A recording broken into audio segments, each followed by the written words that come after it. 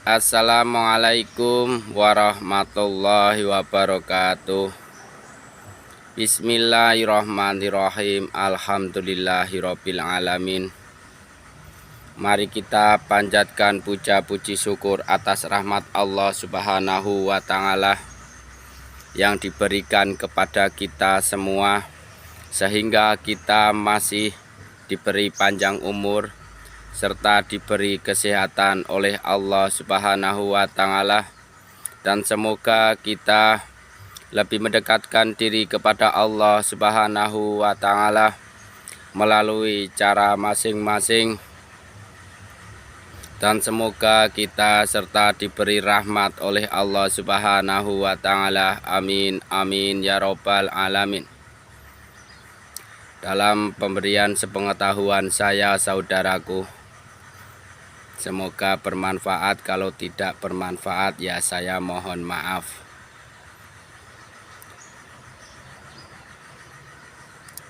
Dalam pengalaman saya pribadi, saudaraku, kali ini saya akan membahas apa guru sejati. Kenapa dipanggil guru sejati? Itu semua hanya panggilan, saudaraku. Kali ini saya akan membahas soal apa guru sejati, dan itu setahu saya, saudaraku, dalam kita menjalani hidup di dunia ini, kita mempunyai yang namanya luar dan dalam. Kita luar, kita bisa disebut jasad, dan dalam kita ada yang namanya satu yang paling penting adalah ruh. Apa itu ruh dan apa itu jasad? Dalam jasad kita mengemban hidup ini untuk mencari hidup yang hakiki, atau yang disebut hidup kemuliaan setelah mati. Karena kita hidup untuk mati, dan mati kita akan hidup lagi. Itulah kehidupan yang abadi. Semoga kita semua disisikan di surga Allah Subhanahu wa taala, dan semoga kita di dunia ini dituntun oleh manusia-manusia pilihan Allah, atau manusia yang diberi rahmat oleh Allah Subhanahu wa taala, ataupun diberi petunjuk oleh Allah Subhanahu wa taala. Amin amin ya robbal alamin. Dalam jasad kita melalui tahap pertama dalam jasad kita. Kaki kita, jasad kita, tangan kita untuk berbuat baik, mulut kita untuk berbuat baik. Kita melakukan sholat, kita melakukan puasa, kita melakukan menjernihkan pikiran dan hati kita. Dan kita melakukan, saya pribadi melakukan tirakat. Apa itu tirakat? Kita menyendiri di tempat sunyi untuk mendekatkan Allah Subhanahu wa taala. Karena jika kita di tempat yang sunyi, kita akan khusyuk. Kita akan konsentrasi menyebut asma Allah. Ngerokok, saudaraku, bagi yang rokok. Kalau bagi yang ngopi, ya bikin sendiri, saudaraku. Gitu. Dalam tubuh kita mempunyai ruh. Ruh tergantung dari jasad kita. Kalau kita, pikiran kita gelap, hati kita kaku, atau hati kita gelap, maka ruh kita juga akan gelap, saudaraku. Dalam ilmu yang hakiki kita masuk, dalam agama Islam khususnya kita masuk, kita diwajibkan syahadat, dan nanti kita puncaknya dalam kita hidup di dunia inti atau mencari ilmu, yaitu puncaknya juga syahadat. Manusia yang sudah puncaknya syahadat, yang bersaksi tiada Tuhan selain Allah dan bersaksi Nabi Muhammad SAW adalah utusan Allah, maka insya Allah manusia itu akan diperlihatkan apa yang belum tentu manusia diperlihatkan, entah itu lewat batin, entah itu lewat zikir, entah itu lewat mimpi, itu kehendak Allah Subhanahu wa Ta'ala, saudaraku. Guru sejati, apa itu guru sejati? Guru sebagai pembimbing sejati adalah orang yang tidak mencela-mencela atau memegang teguh dirinya sebagai guru. Guru sejati adalah manusia yang membimbing murid-muridnya dengan memberi contoh akhlak, contoh kemurnian jiwa, contoh welas asih, kita sayang sesama umat, dan contoh membantu orang yang membutuhkan, saudaraku. Merokok, saudaraku, maaf kalau tidak sopan. Saya lebih suka apa adanya, saudaraku.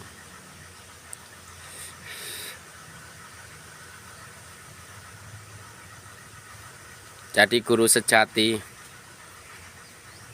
adalah orang yang sudah diperlihatkan cahaya Allah, serta orang yang sering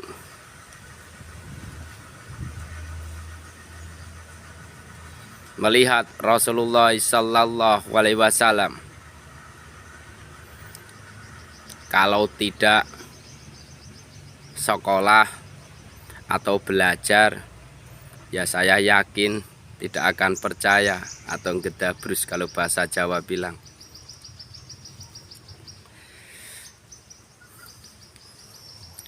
Bagaimana caranya, saudaraku? Ini apa yang saya lakukan dan buah apa yang saya petik. Kita menanam kedondong maka akan timbul kedondong. Kita akan menanam padi maka akan timbul padi. Sebaliknya, kita akan berbuat baik, menjernihkan hati kita, pikiran kita, mata kita olah, kuping kita olah, serta mulut kita olah dengan napas. Dengan napas apa? Kita berzikir selalu kepada Allah. Dulu yang saya diajarkan, saudaraku, dulu tahap pertama saya diajarkan, kenapa saya suruh sholat, kenapa saya suruh zakat, kenapa saya suruh puasa. Itu hanya satu, kita mengingat Allah, Allah, Allah, Allah. Dulu saya belajar itu dari dasar asma Allah, itu saya 1 tahun, saudaraku. Dalam saya yang diajarkan, kita tarik nafas, kita buang, Allah, Allah, Allah. Itu paling enak kalau malam, saudaraku. Habis maghrib nyampe subuh. Tapi ujinya berat, saudaraku. Entah itu rezeki kita, entah itu hinaan yang selalu menimpa kita. Itu sebenarnya buat pelajaran kita sendiri, saudaraku.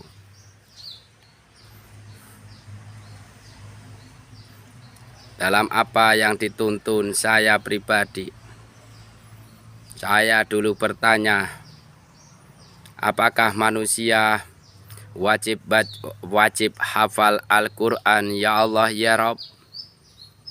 Lalu dalam petunjuk saya, manusia tidak wajib hafal Al-Quran, tapi manusia wajib baca Al-Quran.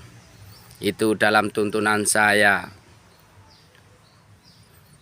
Apa Al-Quran itu sebagai petunjuk saya menyaksikan sendiri, saudaraku.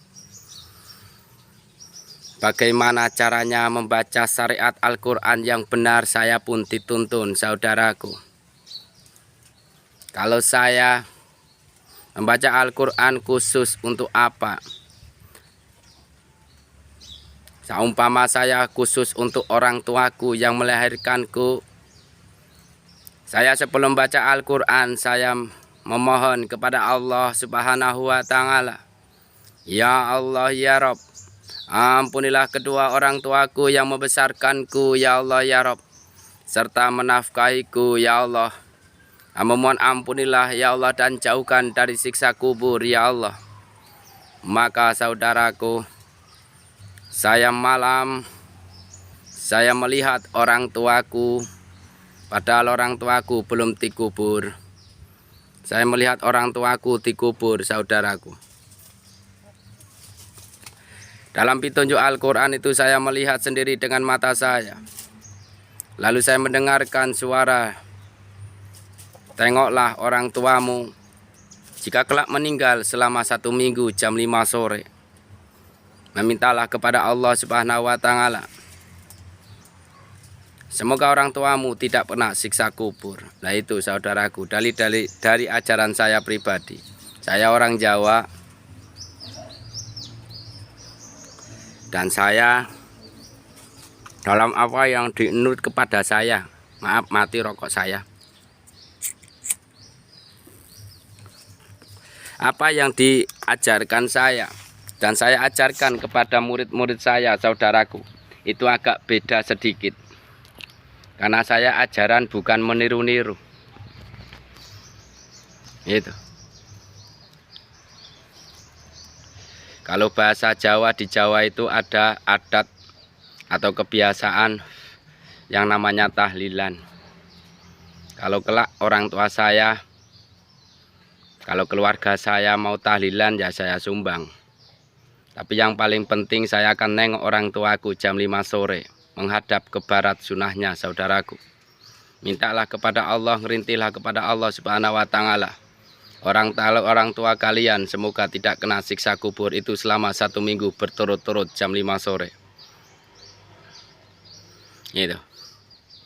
Lalu dulu dalam pengalaman saya, saudaraku, ayam peliharaan saya hilang. Lalu malam saya meminta kepada Allah Subhanahu wa Ta'ala, ya Allah ya Rabb, apa kekuranganku? Sebagian hartaku sudah saya zakatkan, ya Rabb. Kalau mereka minta, saya kasih, ya Rabb. Kenapa harus dicuri? Tunjukkan siapa, ya Allah, yang mencuri, ya Allah ya Rabb. Atas izin Allah saya diperlihatkan siapa yang mencuri ayam saya. Lalu di dalam Al-Quran ada suara kuping saya mendengar, kalau ayam kamu tidak dikembalikan maka akan patah kakinya 1. Alhamdulillah 5 hari ayam saya dikembalikan, saudaraku. Makanya saya yakin Al-Quran itu sebagai petunjuk, Al-Quran itu sebagai penjernih hati. Tapi bagaimana caranya itu ada syariat yang harus kita lakukan, saudaraku. Maaf, ini saya cuma cerita ajaran saya. Saya bukan mengajak, ataupun saya bukan seolah sok benar, saudaraku. Saya ajarkan sedikit, ya saudaraku. Di dalam ajaran saya, murid saya, serta saya pribadi, saya disuruh wajib rombongan saya harus khatam 7 kali, khatam Al-Quran, syukur lebih. Karena dulu saya disuruh, jika kamu ingin kuburan kamu terang, serta lebar sejauh engkau memandang, maka bacalah Quranmu selama hidupmu minimal 7 khatam. Saya percaya dengan apa yang saya lakukan. Karena apa? Saya menyaksikan sendiri, saudaraku. Mungkin kita belajar yang namanya di luar logika atau di luar nalar manusia. Itu. Maaf, ini biar selesai agak panjang videonya. Dalam membaca Al-Quran kita, 1, wajib khusyuk dan ikhlas.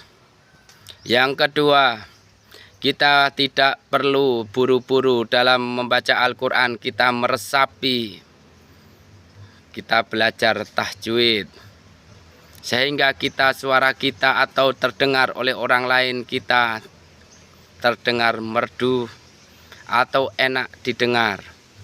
Yang ketiga, kita membaca Al-Quran melalui mulut kita. Tapi ini yang paling susah, saudaraku. Murid saya juga susah jalaninya.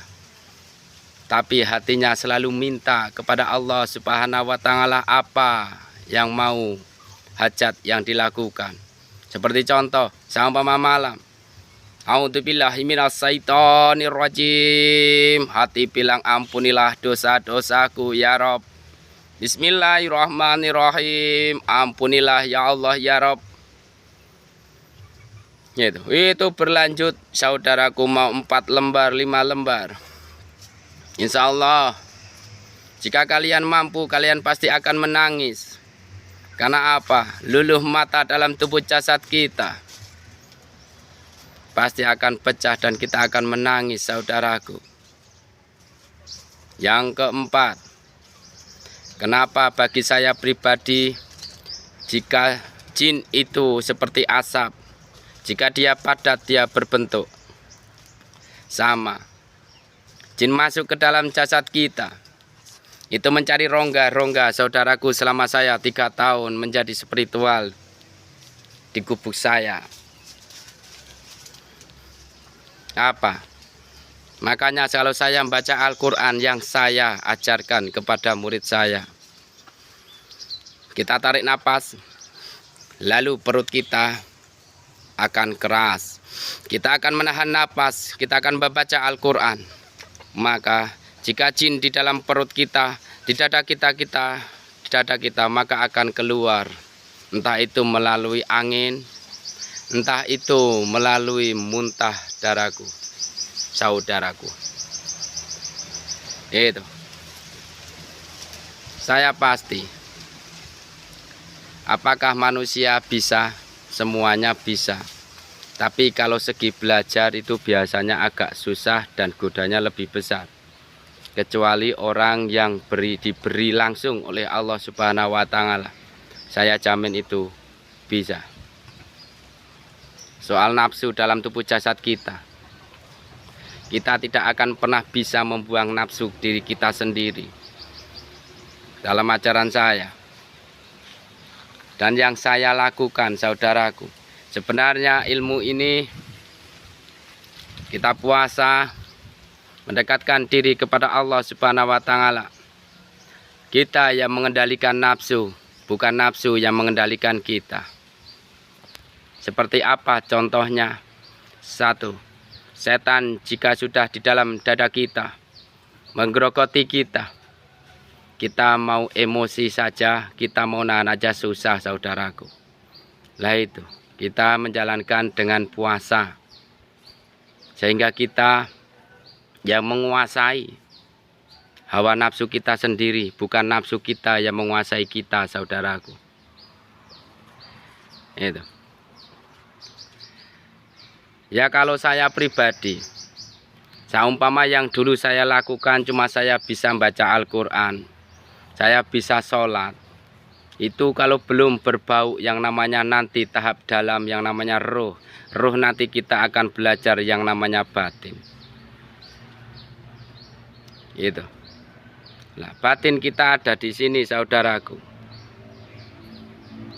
Itu kejernihan batin kita tergantung dari pikiran kita, gelap atau terang. Kalau kita bermain kolbu di sini, kita selalu berzikir kepada Allah, Allah, Allah, itu tingkat dasar. Nanti ada tingkatan lagi ke atas, saudaraku, yang saya jalankan. Lebih ke atas, maka godanya akan lebih besar. Gitu. Kenapa? Bagi orang yang sudah belajar dalam, maka luarnya dibagaikan tidak ada guna. Kenapa?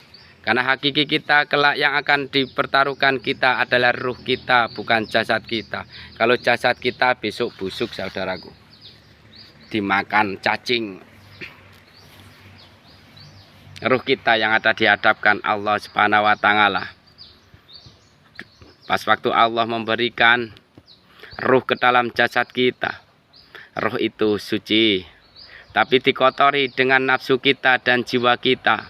Makanya ruh kita gelap, saudaraku. Itu. Guru sejatining guru. Guru sing wae conto. Tumindake akhlak sing apik. Welas asihe sing gedhe. Tumindak lakune neng donya sing apik. Lan ngajari lan nglakoni.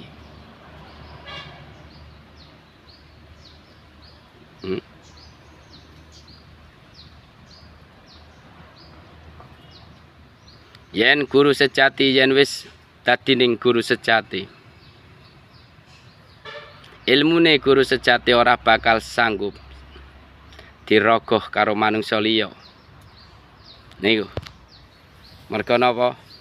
Yen manungsa kena ngapa ana kopine kurang kentel, dolane kurang adoh, manungsa kuwe kurang pengalaman, saudaraku. Itu. Saya akhiri, saudaraku. Besok kita lanjut lagi. Semoga bermanfaat. Dan kenapa saya pribadi mungkin zaman sekarang diremehkan yang namanya mata batin. Kadang kita lupa. Padahal besok di akhir zaman, saudaraku, pasukan Dajjal di jidatnya ada tulisan kafir. Itu bisa dilihat oleh orang-orang mukmin maupun oleh mata batin. Tidak seperti di jidatnya ada tulisan seperti spidol atau ballpoint. Itu. Kalau bagi yang tidak percaya akhir zaman ya tidak apa-apa. Kalau saya percaya, karena saya sudah ditunjukkan. Besok kita perang memakai pedang, memakai senjata.